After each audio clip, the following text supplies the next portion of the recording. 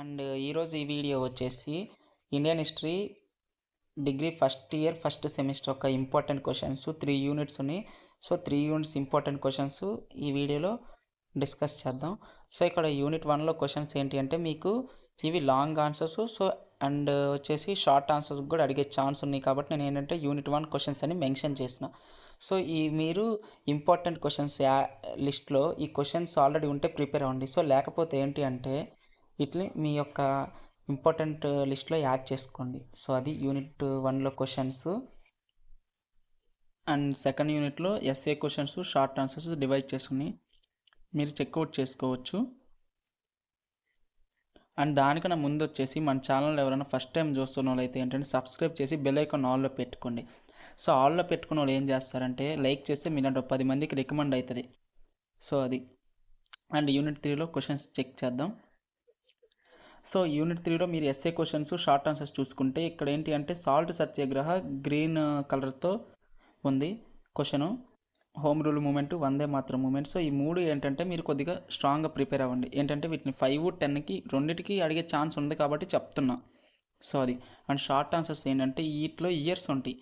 So ఏంటి అంటే years అనేది బాగా ప్రిపేర్ అవ్వండి. సో ప్రిపరేషన్కి తగినట్టు నేను ఏం చెప్తానంటే మీకు నా సజెషన్ ప్రకారం అయితే ఏంటి అంటే మీరు ప్రిపేర్ అయ్యేటప్పుడు ప్రతి క్వశ్చన్ ఒక స్టోరీలా గుర్తుపెట్టుకోండి.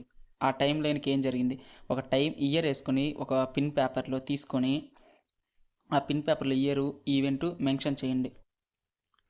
ఈ ఇయరు ఈవెంట్స్ రాస్తే మీకు ఏంటి అంటే ఎగ్జామ్ సెంటర్కి వెళ్ళినా ఒక 1 అవర్ టైం ఉన్నప్పుడు ఈ డేట్స్ ఇయర్స్ ఈవెంట్స్ చూసుకుంటే మీకు ఏంటి అంటే మీరు క్వశ్చన్ని అటెంప్ట్ చేసేయగలరు. మీకు ఒక ఆ స్టోరీ అనేది గుర్తొస్తుంది, ఆ ఈవెంట్స్ ఆ ఇయర్స్.